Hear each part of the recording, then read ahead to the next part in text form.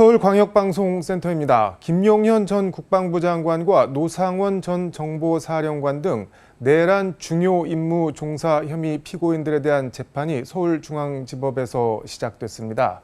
윤석열 대통령 탄핵 심판 심리는 역대 최장 기록을 세우고 있는데 헌법재판소 선고 기일과 결과에 초미의 관심이 쏠리고 있습니다.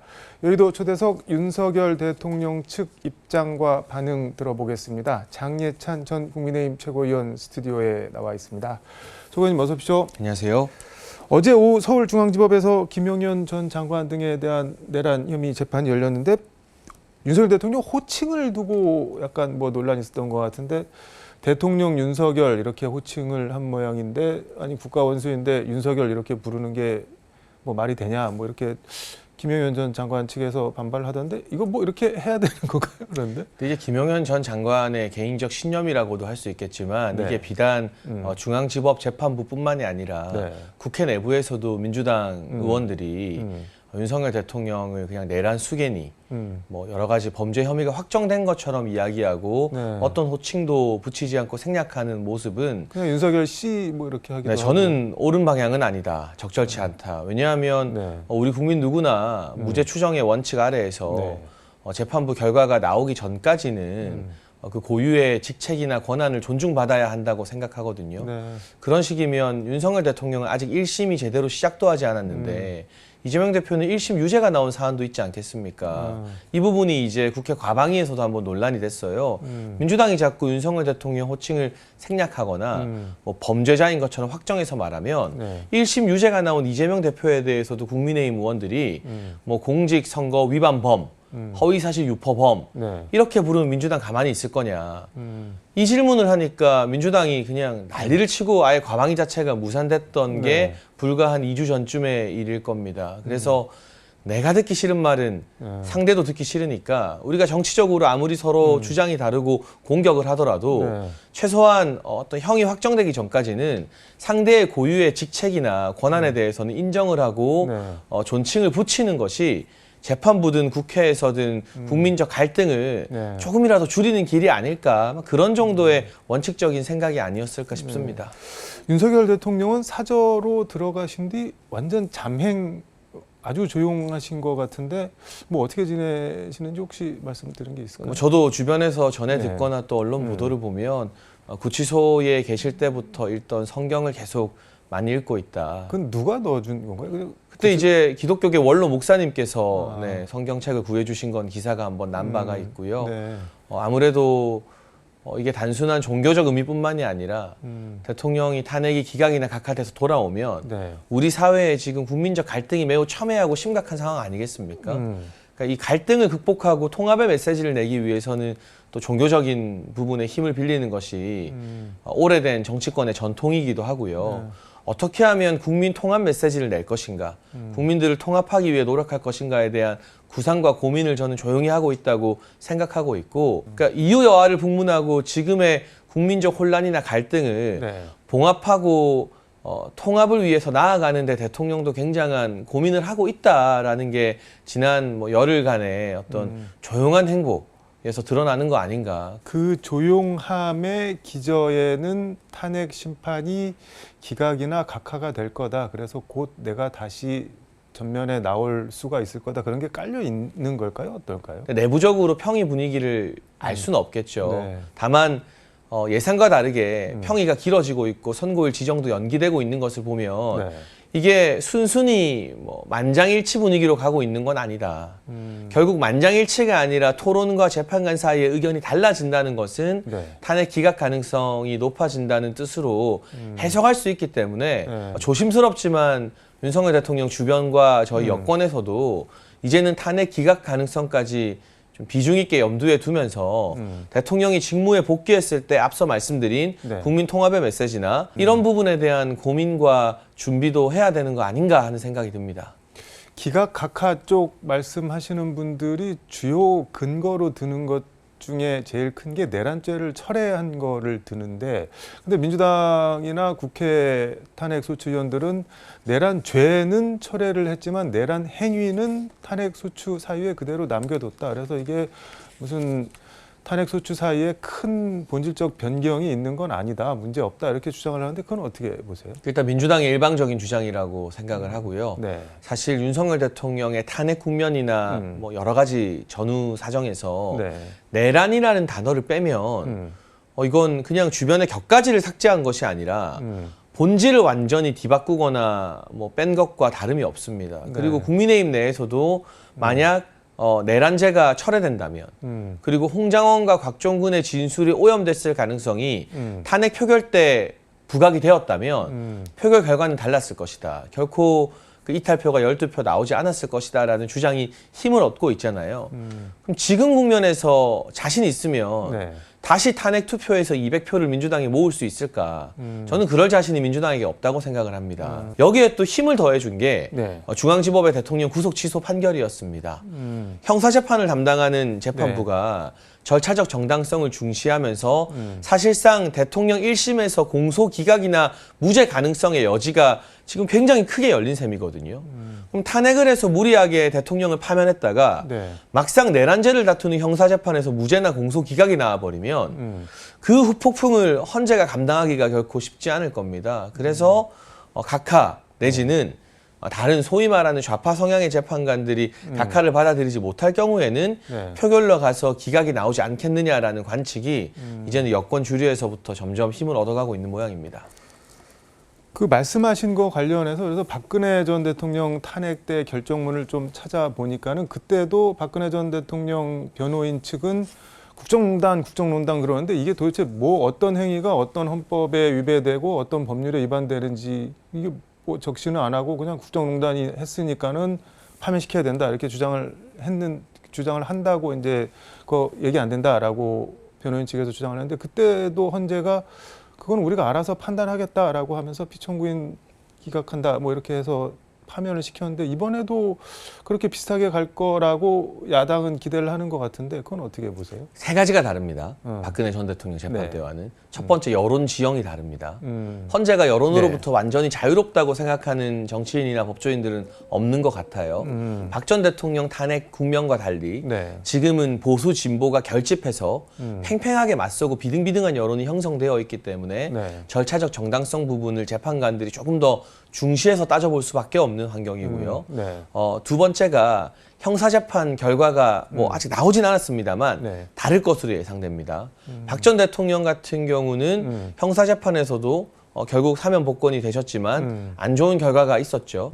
그런데 윤석열 대통령은 구속 취소냐 아니냐의 갈림길에서 구속 취소 결정이 나오면서 1심 재판에서도 윤 대통령에게 무죄가 나올 가능성이 대단히 높아졌다는 게 법조계의 중론입니다. 그리고 세 번째가 박근혜 전 대통령 헌법재판에 대한 이 탄핵 심판 결과에 대한 역사적 평가가 달라졌습니다. 이건 심지어 이재명 대표마저도 여야 막론하고 박 전 대통령에 대한 당시 탄핵 심판이 법리에 의한 것보다는 좀 여론 재판의 성향이 짙었다라는 회고록적 성격의 판단도 불거지고 있기 때문에 이 세 가지 사안이 8년 전과 지금을 다르게 예상하게 만드는 주요 항목이라고 생각됩니다. 여론 지형이 왜 이렇게 다를까요? 뭐 국정농단 어떻게 보면 개인 사적인 비리라면 뭐 사적인 건데 비상계엄 이거는 국가 체계를 흔드는 건데 공적인 시스템을 흔드는 건데 이게 여론이 이렇게 그때랑 다른 거는 뭐 때문에 그렇다고 보세요? 일반적으로 많은 정치권 전문가들이 평하는 것처럼 이재명 대표에 대한 반감이나 민주당에 대한 부정적 정서도 하나의 요인으로 작용했을 것이고요. 저는 방금 우리 앵커님께서 말씀해 주신 부분처럼 이 대통령의 뭐 비상계엄이라는 정치적 선택이 옳고 그름이나 찬반 이걸 다 떠나가지고요. 이게 사적인 부분은 아니다. 뭔가 정치적이고 공적인 메시지를 담고 있는 것이기 때문에 여론 지형이 보수 진보로 나눠서 좀 비등비등해지는 것 아닌가. 윤석열 대통령께서도 오히려 정말 사적인 어떤 이익만을 쫓는다면 남은 3년 대통령 대접 잘 받는 게 개인의 선택으로선 더 나을지 모르거든요. 그런데 이 비상계엄이라는 이게 뭐 야당의 주장처럼 정말 위헌 위법이든 아니면 지금 보수 여권의 주장처럼 경고형 국민들에게 절박한 메시지를 위한 정치적 의미가 됐든 간에 이 수단을 선택함으로써 대통령의 지위나 신분이 흔들린다는 건 누구나 예상할 수 있는 대목이고 실제로 구속 수감도 오랜 기간 되었다가 구속 취소가 되지 않았습니까? 근데 대통령 입장에서는 비상계엄이 실패할 거라는 걸 가정을 못하고 성공을 해서 그다음에 어떻게 다 싹 다 쓸어버려야지 뭐 그런 생각으로 하신 게 아닐까요? 근데 그렇게 보기에는 동원된 병력의 숫자 그리고 뭐 군 장병들끼리의 녹취록도 공개가 됐는데 네. 실탄 다 놔두고 오라는 것 등등 또 김현태 전 단장 증언을 보면 네. 실제로 국회 본가에 들어간 군인이 겨우 15명이라고 하거든요. 15명 진입시켜가지고 이걸 성공할 걸 기대했다. 그 부분은 이제 대통령 측과 야당 측 입장이 좀 다른 것 같고요. 저는 그 과정 하나하나의 시시비비를 지금 다시 따지지 않는 것이 아니라 어쨌든 이게 국민들이 봤을 때 뭔가 개인적 차원은 아니고 찬성을 하든 반대를 하든 공적 차원의 문제다. 정치적 차원의 문제다라고 여겨지기 때문에 네. 정치 지형에 따라 국민 여론이 좀 결집하고 8년 전과는 다르게 좀 비등비등하게 여론이 형성되는 측면이 있다고 봅니다. 근데 이재명 대표가 계엄 성공했으면은 뭐 꽃게밥이 됐을 거다 본인은 그런 얘기도 한 거는 이게 결과적으로 실패한 거지 뭐 실패할 거 경고할 거 뭐 그런 거 생각해서 한 계엄이 아니라고 계속 얘기를 하잖아요. 그건 어떻게 보세요? 그러니까 그 부분은 양측의 입장이 다르니까 이제 와서 제가 뭐 아까 말씀드린 것처럼 네. 이게 헌재 증언에 다 나온 거긴 합니다. 국회에 들어간 투입된 이제 네. 병력이 고작 15명이었다. 김현태 단장과 뭐 케이블 타이다 문봉세용이었다. 본회의장 들어간 네, 본회의장 병력. 공간 네. 말씀드리는 거예요. 그런 이야기들을 지금 하는 건 큰 의미가 없을 것 같고요. 양측의 주장은 이미 많이 다 들으셨을 테니까. 다만 저는 네. 우리 국민들이 우리 정치인들이 국민들에게 좀 공포감을 자극하는 발언은 자제할 필요가 있지 않나. 폭력적 선동을 부추기거나 뭐 꽃게밥 이거는 그 주변에 또 꽃게 조업하시는 어민들이 그런 단어로 부정적 인식 만들지 말라라고 항의도 막 하셨거든요. 그러니까 정치적 주장을 선명하고 강하게 하는 건 정치인의 자유고 네. 저도 강한 표현 참 많이 쓰는 편이었습니다만 어떤 폭력을 연상시키거나 공포 심리를 조장하는 발언은 좀 같이 자제하자. 그게 지금의 국면에서 정치인들이 취해야 될 성숙한 태도 아니겠는가 하는 말씀을 드리고 싶습니다. 페이스북에 윤석열 대통령의 선택은 2030 세대를 영원히 반좌파 세대로 만들었다. 한국 정치에 불가역적인 변화를 일으켰다. 이렇게 적으셨던데 뭐 어떤 말씀일까요? 그러니까 사실 윤석열 대통령도 네. 또 저희 이제 보수 진영에서도 음. 또는 여당인 국민의힘도 네. 그동안 민주당의 어떤 잘못된 국정 회방 네. 이런 것들에 대해서 이야기를 많이 해도 2030 세대가 전반적으로 정치에 크게 관여하거나 많이 참여하지는 않았던 경향이 또 보였거든요. 그런데 어쨌거나 이번 비상계엄과 탄핵 국면에서 네. 수많은 2030들이 정치 고관여층이 되었고 정치적 의사 표현을 하고 찬반이 있을지언정 호남까지 포함해서 전국의 대학에서 시국 선언과 대학생들의 어떤 정치적 참여가 하나의 무브먼트, 네. 운동이 되어서 막 펼쳐지고 있지 않습니까? 그리고 지금 대통령에 대한 찬반 여론이 비등비등해진 데에 대해서 많은 2030들이 탄핵 반대 쪽으로 나왔다는 걸 부정하기는 힘들 거예요. 그래서 여러 공신력 있는 언론이 네. 왜 2030들이 탄핵 반대에 이렇게 많이 뛰어드는가를 심층 보도도 하고 있잖아요. 네. 저는 2030이 특히 많이 깨어나고 탄핵 반대 집회에 나오는 2030들을 관통하는 하나의 키워드가 반중이에요. 그러니까 민주당은 친중 정당 아니냐. 거기에 맞서서 윤석열 대통령이 이런 정치적 선택을 했다라는 게 2030 세대에 많은 공감대를 불러일으키고 있기 때문에 이것이 지금 2030이 40대, 50대가 되어서도 계속 유지가 된다면 한국 정치의 어떤 세대별 지형에는 상당한 영향을 끼치게 될 것 같습니다. 시간이 거의 다 돼서 김건희 여사 난 조선일보 폐간에 목숨 걸었다. 이게 계속 뒷얘기들이 나오는데 미디어 오늘에서는 명태균 씨한테 나온 김건희 여사 육성 USB 가지고 조선일보가 장난 협박을 해서 이런 말이 나온 거 아니냐라고 했는데 혹시 뭐 말씀 들으신 게 없겠죠? 제가 관련해서는 전혀 아는 바가 없고요. 예. 지금 대통령이 구속되고 또 석방되고 난 이후에도 네. 김건희 여사는 지금 국면에서 언론이나 정치권에 오르내릴 어떤 메시지나 뭐 행동들이 나오지 않고 있잖아요. 네. 이건 전부 다 아주 과거 뭐 몇 년 전의 이야기들이 지금 명태균 씨를 통해서 폭로성으로 나오는 것이고 네. 그러니까 이 시국에 윤석열 대통령이 직무 복귀하느냐 마느냐 그리고 결과가 어떻게 나든 국론 분열에 대해서는 정치권이 책임을 가지고 국민 통합을 위해서 노력을 해야 됩니다. 네. 그렇지 않습니까? 이런 중대한 현안들이 정치권에 산적해 있는데 전혀 어떤 공개 활동을 하지 않는 영부인의 어떤 신변이나 과거 발언을 가지고 가십성으로 다루는 게 저는 건강한 정치의 방향은 아니라고 생각합니다. 공개 활동을 전혀 안 하고 있다고 말씀을 하시는데 계속 정치권에서는 김건희 대선 후보 뭐 이런 얘기가 계속 나오는데 그거는 어떻게 보세요, 여러분? 그러니까 제가 이 정치 생활을 하고 네. 나름 대통령과 가깝게 주변에서 자주 소통했던 인물로서 네. 단 한 번도 들어본 적이 없는 이야기고요. 당연히 그러니까 그런 이야기를 그냥 무책임하게 방송에서 떠들고 네. 퍼뜨리는 것 자체가 지금의 여론 지형이 민주당이나 좌파 네. 진영의 생각과 다르게 탄핵까지 시켰는데 가결 말씀드리는 네. 겁니다. 왜 윤석열 대통령은 박근혜 전 대통령과 다르게 이렇게 계속 국민의 지지를 높게 받지? 네. 그러니까 뭔가 계속 자극적인 이슈로 공격을 하려고 만드는 일종의 여론 공작이라고 생각합니다. 아니 김건희 대선 후보론을 야당 쪽에서 만들어서 야당이 이득 볼 게 뭐가? 소위 말하는 좌파 패널들이나 좌파 스피커들이 방송에서 이야기를 한 건데요. 네. 그래서 뭔가 현 정부나 정권에 대한 부정적인 이미지를 제고시키려고 이런 여론 공작을 펼치는 거라고 보고 있습니다. 여론 지형 말씀해 주셨는데 지금 여론조사 보면은 이재명 대표가 1대1 대결에서 누구를 갖다 붙여도 여권에서 50% 넘어서 그냥 절대 대세론 비슷하게 나오는데 그거는 어떻게 보세요, 여러분? 일단 민주당 지지자분들은 네.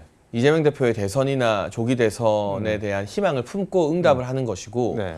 대다수의 보수 진영 지지자들은 조기 대선 자체를 지금 거부하고 있고 대통령 탄핵 기각을 우선으로 생각하고 있기 때문에 네. 차기 주자 조사라던가 이런 프레임 자체에 우리가 빠지지 않겠다라는 생각이 매우 강해서요. 지금의 시점에서 헌재 결정 이전에 하는 조사들이 저는 유의미한 결과라고는 보지 않고요. 다만 여러 명의 후보들을 쭉 조사하는 다양한 네. 조사에서는 보수 후보군을 합하면 충분히 이재명 대표와 비등한 수치가 나오거든요. 그래서 그게 전반적인 진보 보수에 대한 인식으로 봐야 되지 않나 생각합니다. 한동훈 대표는 뭐 페이스북에 때가 되면 대통령을 뵙고 싶다는 한동훈 전 대표 말을 듣고 소름이 돋았다 그러면서 더 글로리 박연진이 문동훈에게 한번 보자 뭐 이런 얘기한 게 연상된다라고 했는데 탄핵 가해자인가요, 그러면은? 그렇죠. 한동훈 대표가 아니었으면 탄핵이 국회를 통과하지 않았겠죠. 한동훈 전 대표가 네. 홍장원의 어설픈 메모와 체포 명단이라는 저희 입장에서 봤을 때는 조작된 가짜 진술에 혹해서 네. 친한계를 부추겨서 탄핵을 추동한 것이 이 비극적인 사태의 주요한 원인이기 때문에 거기에 대한 분명한 입장이나 성찰 반성 없이 대통령을 뵙고 싶다. 내가 대통령과 예전에 인간적으로 좋은 관계였다라는 건 이제 와서 보수 진영 내에서 윤석열 대통령 인기가 치솟으니까 자신의 어떤 정치적 행보나 대선 경선을 염두에 두고 또다시 대통령을 이용하는 대통령 파리에 지나지 않습니다. 그래서 저는 이렇게 이리저리 갈짓자 행보를 보이지 말라. 이왕 배신자가 됐으면 계속 그 길을 가라. 뭘 이제 와서 대통령을 뵙고 싶고 뭐 대통령과 옛날의 인간적 관계가 그런 사람이 네. 의원총회 나와가지고 대통령 탄핵을 나아가서 대통령이 내란을 자백했다라는 아주 자극적인 야당이나 할 법한 발언을 하겠습니까? 지금 와서 대통령 파리하는 것도 저는 굉장히 비겁한 행보라고 보고 네. 이미 보수 진영에서는 한동훈 전 대표는 돌아올 수 없는 강을 건넜고요. 버렸다는 건가요? 그럼요.